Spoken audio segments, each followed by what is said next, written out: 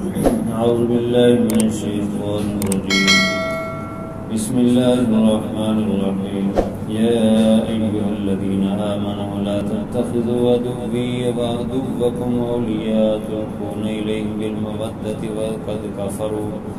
وقد كفروا بما جاءكم من الحق يخرجون الرسول وإياكم أن تؤمنوا بالله ربكم إن كنتم خرجتم جهادا في سبيلي وابتغاء مرضاتي تسرون إليهم بالمودة وأنا أعلم بما أخفيتم وما أعلنتم ومن يفعله منكم فقد ضل سواء السبيل إن يثقفوكم يكونوا لكم أعداء ويبسطوا إليكم أيديهم وألسنتهم بالسوء وودوا لو تكفرون لن تنفعكم أرحامكم ولا أولادكم يوم القيامة يفصل بينكم والله بما تعملون بصير. صدق الله العظيم.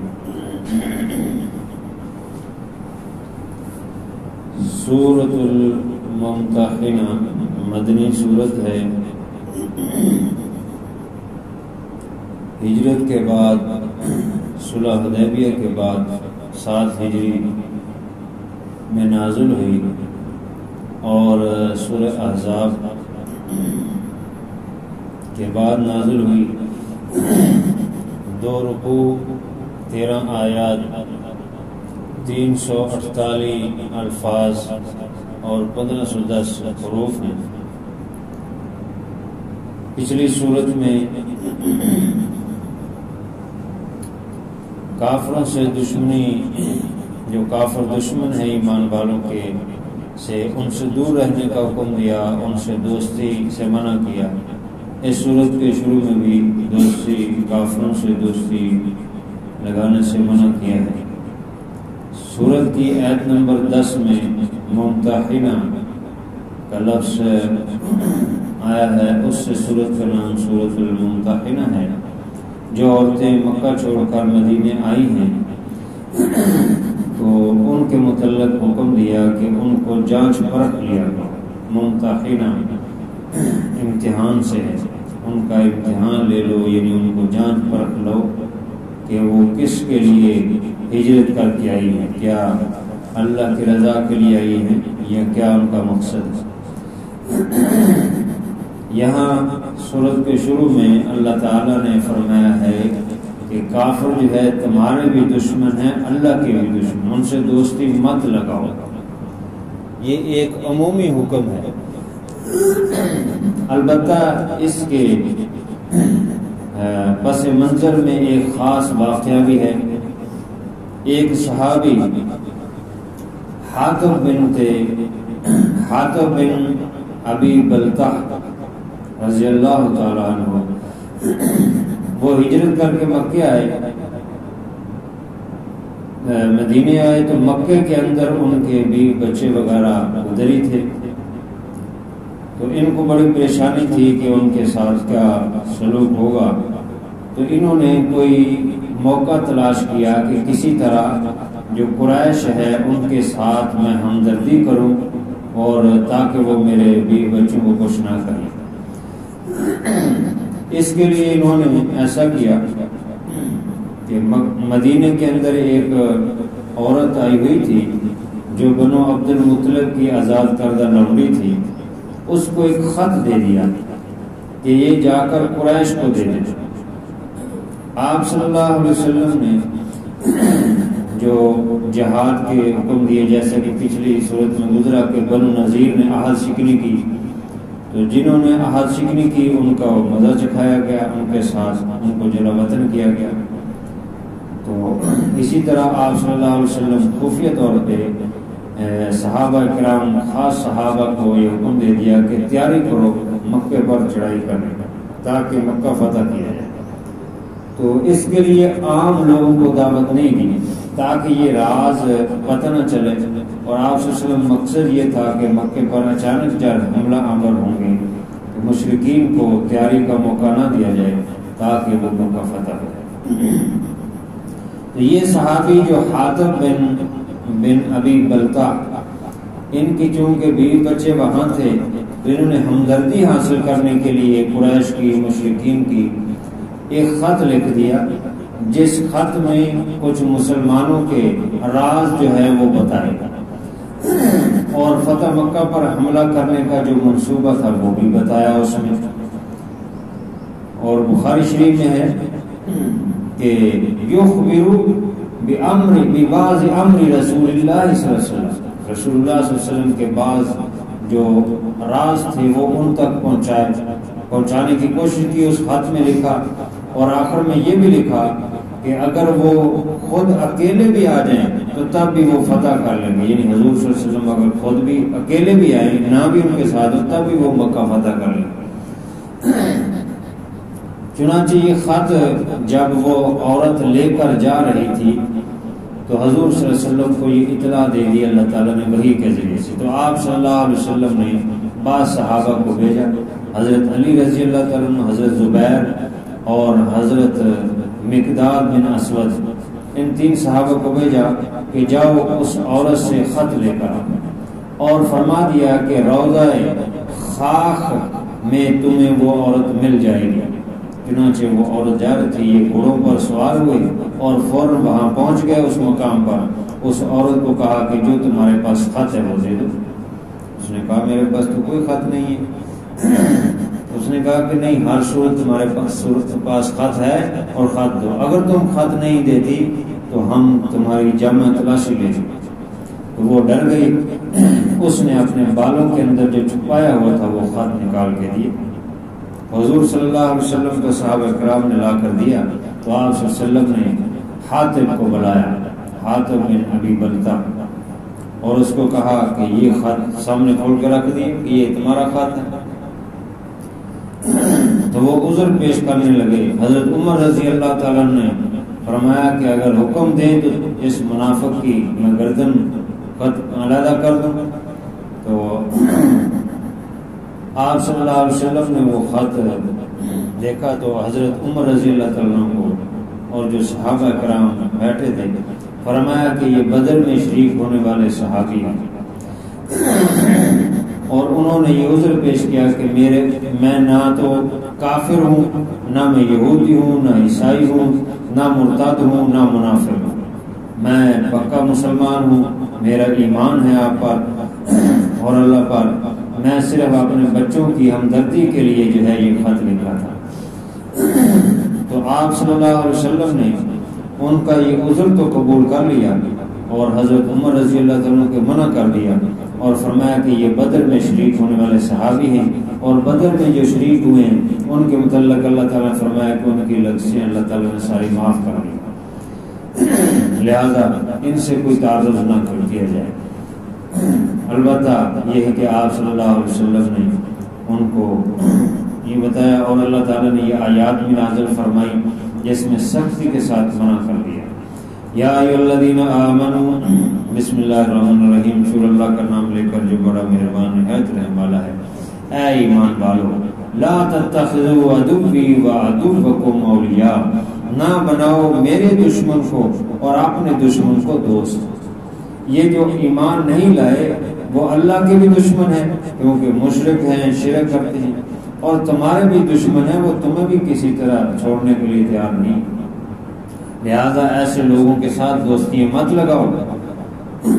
تلقون الیہم بالمودہ، ڈالتے ہو تم ان کی طرف محبت کے پیغام، یعنی یہ خط بھیجتے ہو تاکہ ہمدردیاں حاصل کی جائیں، ایسا مت کرو۔ وقد کفروا بما جاءکم من الحق، حالانکہ انہوں نے کفر کیا ہے جو کچھ تمہارے پاس حق آ گیا، جو سچا دین اسلام آ گیا اس کے ساتھ وہ کفر کر رہے ہیں۔ وہ تو کسی صورت ماننے کے لیے تیار نہیں اور تم ان کو اپنے راز افشا کرتے ہو، راز بتاتے ہو، یہ کسی صورت بھی جائز نہیں ہے۔ یخرجون الرسول وإیاکم ان تؤمنوا باللہ ربکم، نکالا انہوں نے رسول صلی اللہ علیہ وسلم کو اور تم کو بھی مکے سے مجبور کر دیا ہجرت کرنے پر، اللہ کے رسول صلی اللہ علیہ وسلم کے شہید کرنے کے منصوبے بنائے، آپ کو جلا وطن کرنے کے منصوبے بنائے، حتیٰ کہ تلواریں سونت لی اور اللہ تعالیٰ نے ان کی سازش کو ناپاک بنایا اور حضور صلی اللہ علیہ وسلم کو بتا دیا، اور ان کی تلواروں کے درمیان سے آپ نکل کر کے جو ہے مدینے کی طرف روانہ ہو گئے۔ تو یہ تو اللہ کے رسول کے بھی دشمن تھے، ان کو مکہ سے نکالا، تمہیں نکالا، اور تمہارا قصور کیا تھا؟ ان تؤمنوا باللہ ربکم، تم اپنے اللہ پر ایمان لاتے ہو جو تمہارا پروردگار ہے، تمہیں پانے والا ہے، اس وجہ سے صرف کہ تم ایمان والے ہو اس لیے تمہارے وہ جان کے دشمن بن گئے، تو تم کیسے ان کے ساتھ دوستی لگاتے ہو؟ ان کنتم خراجتن جہادا فی سبیلی، کہ اگر ہو تم نکلے جہاد کرتے ہوئے میرے رستے میں، یعنی تم جو ہے غزوہ بدر میں شریک ہوئے، دیگر غزوات میں اللہ کے راستے میں تم نے قربانی دی، تم نکلے ہو، وابتغاء مرضاتی، اور اس جہاد کا مقصد میری رضا طلب کرنا تھا، تو پھر تمہیں کیا ہو گیا ہے کہ اتنی قربانی دینے کے باوجود تسرون الیہم بالمودہ، ان کی طرف خفیہ دوستیاں لگاتے ہو، خفیہ پیغام بھیجتے ہو، خط بھیجتے ہو، یہ کسی بھی طرح روا نہیں ہے۔ تو یہ ایک تو خاص واقعہ ہے جو میں نے عرض کیا، اور عام مسلمانوں کو بھی یہی حکم ہے کہ وہ کافروں کے ساتھ دوستی نہ لگائیں، کسی بھی صورت ان کے ساتھ دوستی جائز نہیں ہے۔ اللہ تعالیٰ دوسری جگہ فرماتے ہیں وَلَن تَرْضَىٰ عَنْكَ الْيَهُودُ وَلَا النَّصَارَىٰ حَتَّىٰ تَتَّبِعَ مِلَّتَهُمْ، ہرگز نہیں یہودی اور عیسائی تم سے راضی ہوں گے، ہاں یہ کہ تم اسلام چھوڑ کر ان کا مذہب اختیار کر لو، یہودی بن لو، عیسائی بن لو، پھر وہ راضی ہوں، اس سے پہلے نہیں راضی ہوں، لہذا تم ان سے دوستی لگانے کی کوشش نہ کرو، وہ کسی طرح بھی راضی نہیں ہوگی، نہ ہی ان کو راضی کرنے کی کوشش کرو، بس اللہ کو راضی کرنے کی کوشش کرو۔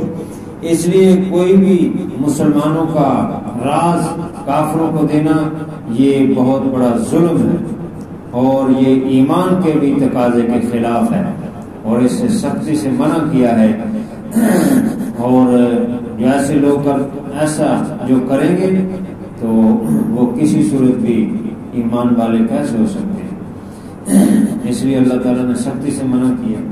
دلی دوستی اور دلی تعلق اور ایمانی اور اپنے راز افشا نہیں کرنے چاہیے، ہاں کوئی لین دین یا تجارتی یا دیگر کوئی معاہدات جو ہے وہ کیے جا سکتے ہیں، لیکن اس میں جو ہے کوئی خفیہ راز مسلمانوں کا ایسا نہیں ہونا چاہیے، یہ منع ہے ہر صورت۔ فرمایا وَأَنَا أَعْلَمُ بِمَا أَخْفَيْتُمْ وَمَا أَعْلَنْتُمْ، میں خوب جانتا ہوں جو کچھ تم چھپاتے ہو جو ظاہر کرتے ہو، اللہ تعالیٰ کو جو سب معلوم ہے، جو چھپاؤ گے وہ بھی اللہ کو موجود ہے، جو ظاہر کرو گے وہ بھی اللہ کو موجود ہے، معلوم ہے سب، لہذا اگر تم کسی طرح بچ بھی جاؤ گے تو آخرت میں اس کی سزا ملے گی۔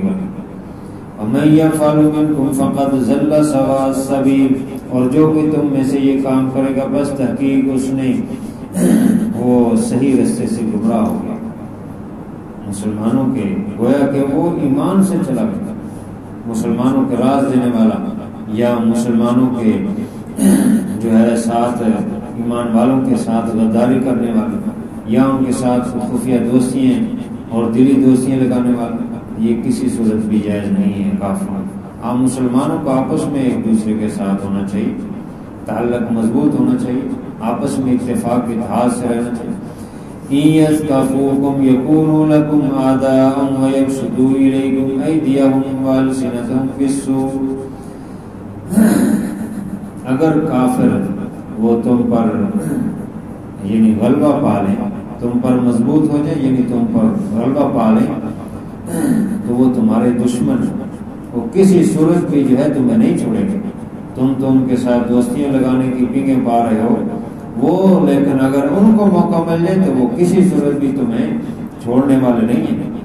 کبھی موقع تو دیکھ لیں، آج بھی دیکھ لیں، جتنے بھی کافر ہیں جب کہیں موقع ملتا ہے تو مسلمانوں کو کچل ڈالتے ہیں، ان پر ظلم و ستم کرتے، پوری دنیا میں یہی حالات۔ اس لیے مسلمانوں کو یہ بات باور ہونی چاہیے اور یہ ان کو اچھی طرح ذہن نشین ہونی چاہیے کہ یہ کبھی بھی مسلمانوں کے ساتھ ہمدردی نہیں کرنے والے۔ اگر بظاہر وہ ہمدردی نظر آتی ہے، مسلمانوں کو قرض دیتے ہیں یا اور ان کے مقاصد ہوتے ہیں، وہ ایسے نہیں دیتے، نہ ہی کہ ان کی ہمدردی.